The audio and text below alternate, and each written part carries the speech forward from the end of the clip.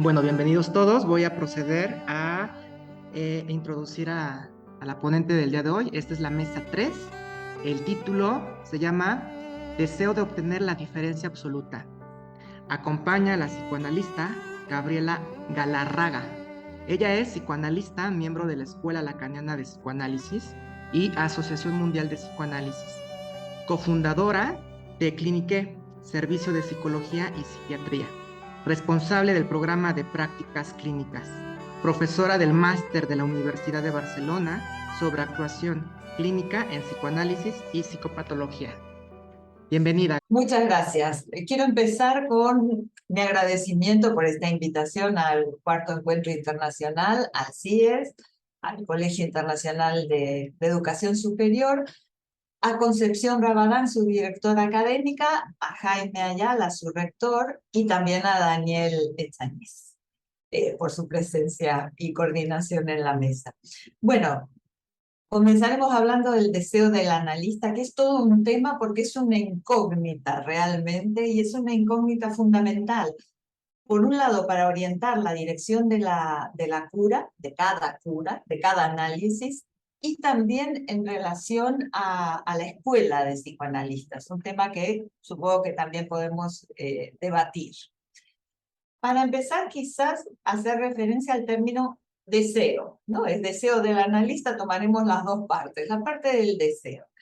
El término deseo es el punto de partida quizás del descubrimiento freudiano del inconsciente. Todos tenemos en mente su tesis del sueño como realización de deseo, el desarrollo de las formaciones del inconsciente, por ejemplo, los lapsus, los sueños, los actos fallidos, los síntomas, el deseo de la histérica, por ejemplo, todo lo que Freud pudo escuchar de estas cuestiones.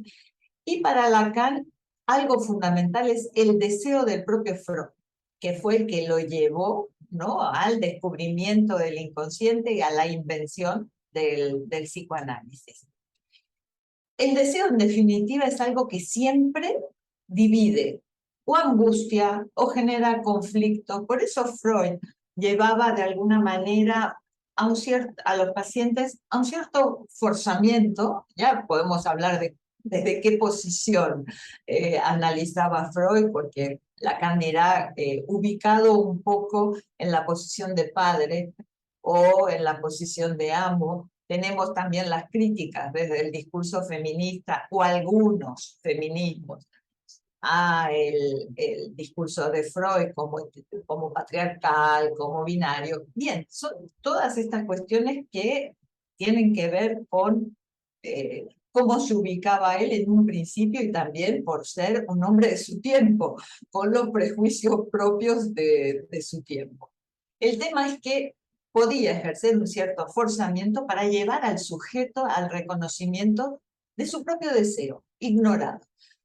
¿Por qué esto de que el deseo divide o genera conflicto? Porque el deseo siempre se está desplazando. Es decir, deseamos algo, cuando lo tenemos ya pasamos a otra cosa, ya no se desea eso, se desea otra cosa. Se va desplazando continuamente.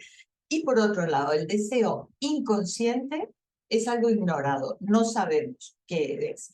Es quizás el fruto de un análisis poder llegar a cernir algo de ese deseo, de qué es lo que realmente se desea. Y el siguiente paso, quizás en un análisis, o quizás el final, es saber si se quiere lo que se desea. Porque puede ser que no se quiera lo que se desea. Este es otro tema que también intentaremos comentar. Lo que hablábamos del deseo en Freud, Lacan lo retoma y parte, quizás en este reconocimiento del deseo, de la función del otro. Cuando hablamos del otro, es el otro con mayúscula. Lacan habla de un otro con mayúscula. Se le puede llamar de muchas formas. El otro primordial, el otro parental, el otro que somos para nosotros mismos. Por eso la división, ¿no? Por eso a veces no nos reconocemos en nuestros propios dichos o en nuestros propios deseos. Esa es la función del otro, fundamental para la constitución del sujeto. Es decir, el ser humano necesita de un otro, inicialmente, en su constitución subjetiva. Entonces, en la construcción que hace Lacan, que por supuesto se basa en su escucha, en la clínica, toda la teorización, tanto de Freud como de Lacan, ¿no? Psicoanalítica, parte de la clínica, de lo que iban escuchando. Entonces Lacan llega a la formulación: el deseo es el deseo del otro, el deseo del hombre es el deseo del otro, con mayúscula. Esto no solo quiere decir el reconocimiento del otro es fundamental para el sujeto, sino que también somos otro para nosotros mismos. Toda esta cuestión del deseo se juega también en la transferencia. Estábamos hablando antes de iniciar esta mesa con Daniel sobre la cuestión transferencial. Para Freud, Freud advierte de la cara de obstáculo que tiene la transferencia en una cura.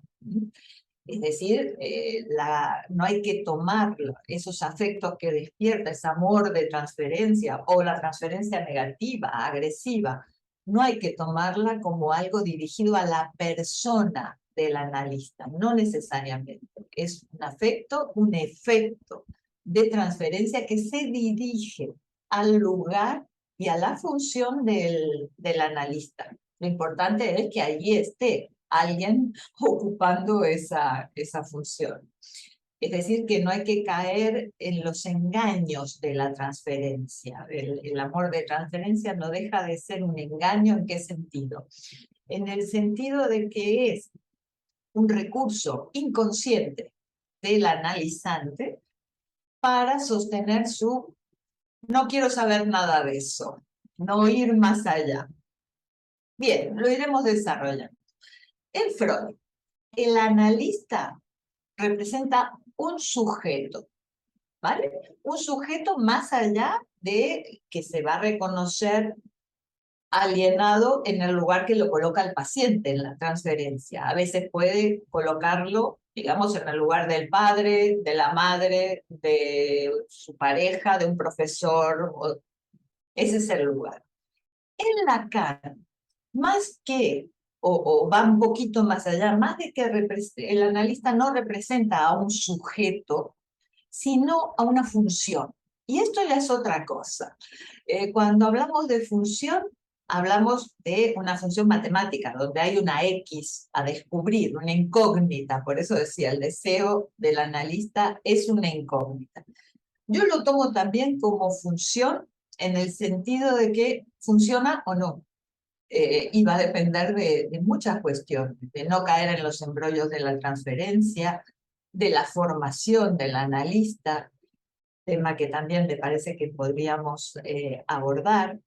Es decir, que es una función donde de alguna manera está vaciada la persona del analista. ¿Y esto cómo? ¿Cómo lo hacemos? Bueno, en base a lo que consideramos la formación del analista, que está fundada en 3 pilares. El propio análisis, porque la idea, la cuestión es que el análisis da como resultado, el final de un análisis, ese pasaje a analista, más allá de que la persona luego se dedique o no a llevar unas curas, ¿no? Pero el haber pasado por un análisis y haber concluido un análisis genera ese pasaje de analizante-analista. Luego la formación académica, la formación en una escuela. Hablábamos con Daniel justamente de que no termina nunca, de que es, yo la entiendo como vitalicia, de por vida, ¿eh? Y el control, es decir, la supervisión de casos. Eso también continúa la práctica. Y esos son los 3 pilares: el análisis, la formación y el control. Ahora bien, eso no garantiza nada. Aquí desarmo lo que acabo de armar. Pero no garantiza nada, y esto es una cuestión de escuela, justamente. Cuando se habla, en términos lacanianos, de lo real en juego en la formación del analista, claro, caben muchas preguntas ahí. ¿Qué es un analista? ¿Qué es la formación? ¿Y qué es lo real? Ya digo que daría cada uno para seminarios enteros. Pero yo creo que eso real, que es lo que escapa, lo que no llegamos a realmente cernir, tiene que ver con eso, con que no hay garantías en la formación de un analista. Alguien puede estar 800 años en análisis, siempre en formación, y sin embargo que no ocupe ese lugar, esa función. Y esos son los límites. Y esto es lo real en juego y de lo que también conviene hablar. Y es quizás algo que tiene que ver con lo que también hablamos, ¿no? De completar. El analista tiene por función, en su lugar de analista, descompletar al otro. ¿Qué quiere decir esto? Que cuando decimos para Freud es una figura, es una persona, el analista, y Lacan va un poco más allá, es que Lacan lo va a ubicar en una función de puro objeto, en el sentido de que no es ya un sujeto, no es la relación interpersonal o intersubjetiva con el paciente, sino que hay un sujeto que es el paciente que hay que descompletar, hay que barrar. ¿Qué quiere decir esto? Nada menos que hay que hacerle escuchar sus dichos, hacerle escuchar que no sabe lo que dice, porque claro, dice determinadas cosas, pero entre líneas o a nivel inconsciente o lo que no dice, hay toda una cuestión del inconsciente a trabajar. Por eso descompletar. Y eso es lo que llamamos la falta en el otro. Lo que hablábamos de ese otro que es constitutivo del sujeto, que es importante el deseo del otro. Bueno, en un análisis hay un pasaje, por un lado, de un otro completo, un otro al que le atribuimos un montón de cosas. Por ejemplo, voy a poner casos en concreto. Analizantes que vienen por determinados síntomas, por ejemplo, que siempre tienen problemas a nivel laboral. Cambian de trabajo, cambian de situación, pero permanentemente caen en una situación de problemas laborales. Vienen completos en ese sentido con su idea de que el otro, el jefe, el encargado, el que sea, está en su contra. No lo quiere, solo le encuentra defectos. Bueno, ahí hay una figura de un otro, por ejemplo, muy completo, muy armado, y el sujeto analizante a su merced, ¿no? ¿Qué podemos ir viendo en un análisis o el paciente al ir hablando de todo esto? Lo que va a hacer es a empezar en una especie de dialéctica, ¿no? De su propio deseo, hacerse responsable de eso. Y si inicialmente todo le correspondía a ese otro que no lo quería o estaba en su contra, va a empezar a plantearse en qué está implicado él, qué es lo que hará o no hará para estar en esa posición. Es decir, de ahí aparece un otro barrado, un otro no tan completo, empieza a dudar, empieza a perder consistencia ese otro. Y decimos que un análisis va desde esa figura del otro perdiendo consistencia y el sujeto implicándose más en lo que le pasa y preguntándose y diciendo, bueno, ¿y qué tengo que ver yo con lo que me ocurre? Hasta llegar a lo que llamamos la inexistencia del otro. Es decir, mira, no hay otro. Es realmente la responsabilidad del propio sujeto. Todo esto para decir lo que vendría a ser el final de un análisis, que sería un poco poderse responder a esto de si quieres lo que deseas. Quizás a la entrada de un análisis la pregunta es acerca del deseo y al final ya hay una respuesta acerca de qué se desea, acerca de esa relación singular con el propio goce. A ver, cuando los lacanianos hablamos de goce a veces se nos hace difícil de explicarnos o de llegar a poderlo hacer más simple. Yo lo entiendo así. Esta relación del deseo, que ya digo es inconsciente, que se desplaza, que siempre es deseo de otra cosa, que nunca llegamos a saber del todo de qué va, a no ser que pasemos por un análisis, forman, yo no sé si conocen este dispositivo que es una banda de Moebius. Una banda de Moebius es como una cinta que se le hace una torsión. Entonces, si una hormiguita paseara por todo su contorno, estaría pasando de adentro a afuera en orden de continuidad. Es una continuidad, la adentro y el afuera. No es como una cinta donde hay una adentro y una afuera. Aquí hay una torsión. Realmente el pasaje de analizante a analista es un poco esto. Es un pasaje que se pasa de adentro a afuera continuamente. ¿Por qué digo esto? Porque ahí se juega el reconocimiento del propio deseo. El goce también tiene que ver con esto, en el sentido de que se pasa de deseo a goce casi en la misma línea de continuidad. Y es lo que hace tan importante esta articulación. Para mí es la forma gráfica de poder dar cuenta de eso. Ahora bien, deseo del analista. Hasta ahora hablábamos del deseo, del goce, es decir, la pulsión y de este continuo que forman deseo y goce. El deseo del analista, como decíamos, es una incógnita, es algo a seguir trabajando siempre, es una función, como hablábamos, con una X, por eso es una incógnita, donde para captar de qué se trata hay que ir más allá de los enunciados, ir a la enunciación. ¿Qué quiere decir esto? Que a veces podemos no entenderlo. Ir más allá de los dichos. No puede decir muchas cosas, pero lo importante es desde dónde habla ese sujeto, en qué posición se ubica. Como decíamos, es un sujeto que se ubica en la posición de siempre victimizado por el otro, sometido. Entonces su enunciación va a ser esa, más allá de lo que diga. Puede decir lo que quiera, pero desde esa posición. Entonces, se trata de eso, de pescar algo de eso para lograr entender qué se juega en el deseo del analista. El deseo del analista es estar o poder captar algo de la enunciación del sujeto, del analizante. Desde dónde habla, cómo queda ubicado. Disculpen.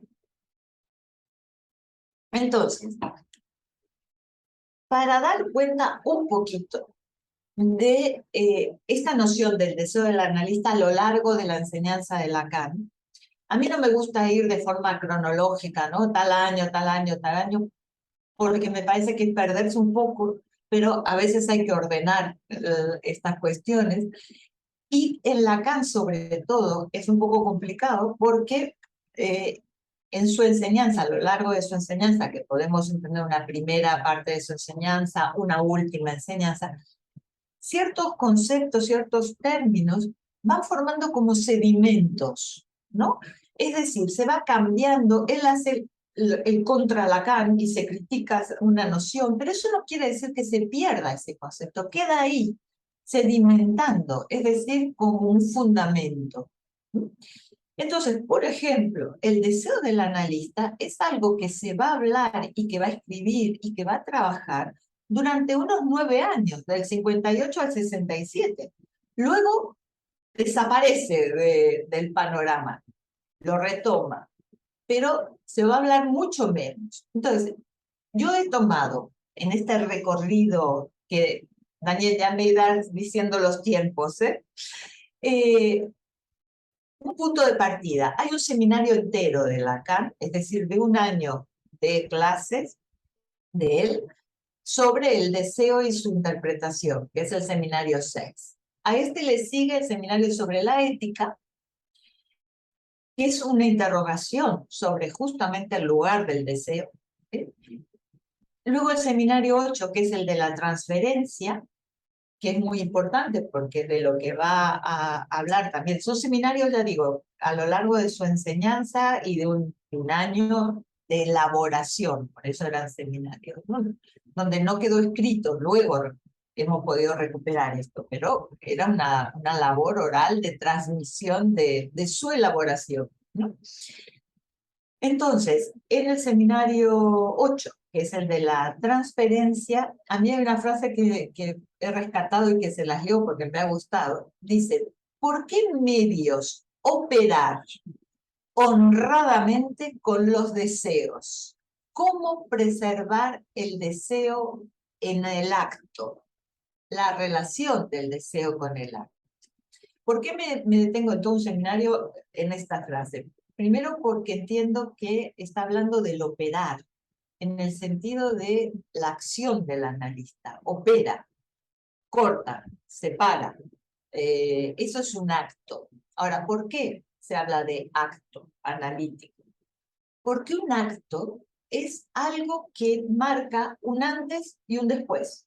A partir de ese acto no es lo mismo, sea lo que sea. Pueden haber acting outs en los analizantes, pasajes al acto, pero cuando hablamos de acto, realmente es algo distinto. Es algo, ya digo, que marca un antes y un después. Luego pasamos, en este breve recorrido, a un seminario muy importante que es el de los 4 conceptos fundamentales del psicoanálisis, donde habla de la transferencia, la pulsión, la repetición y me falta uno. Bueno, pero no habla justamente del deseo del... Ay, la transferencia, claro. No habla del deseo del analista, sin embargo, es allí, creo que es casi al final, cuando dice el deseo del analista es el deseo de obtener la diferencia absoluta. De ahí el título que le había puesto a la presentación.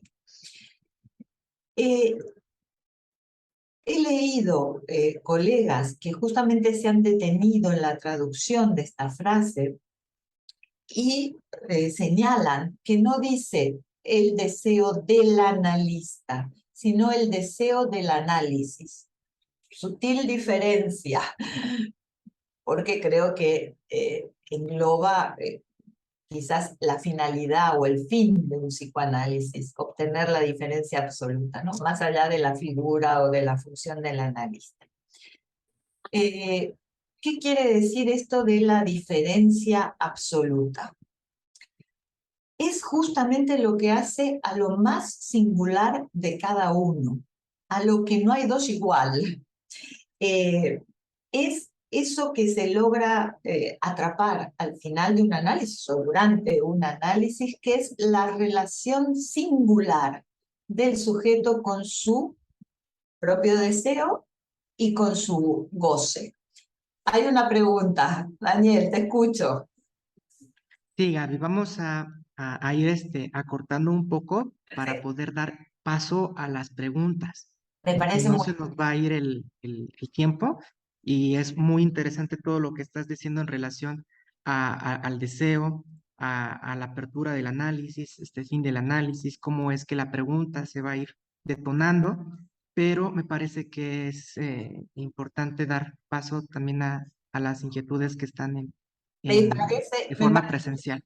estupendo. Solamente, y mira, justamente viene muy bien en este momento, ¿no? Dejarlo aquí, porque lo de la diferencia absoluta es lo más singular de cada uno, y aquí las críticas que se le hacen al psicoanálisis, tanto lacaniano como en general, de patriarcal o de heteropatriarcal, binario y todo esto, se desarma, porque la diferencia absoluta es lo más singular, es lo más propio, no hay, no, va en contra de la identificación, justamente. Bien, Pues muy pues agradecido. muchas gracias a vosotros por la invitación, un gusto participar. Un Gracias, saludo Gaby. para todos desde Almería, en este caso, estoy en Almería.